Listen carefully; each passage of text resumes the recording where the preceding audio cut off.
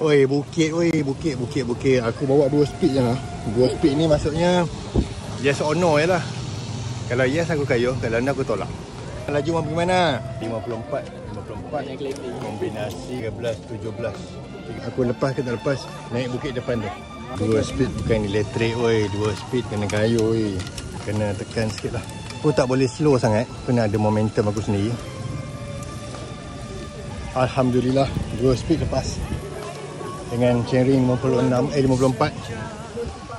Okey lah, boleh. Tengah juga weh. Okey, aku dah berjaya cecah paling depan sekali.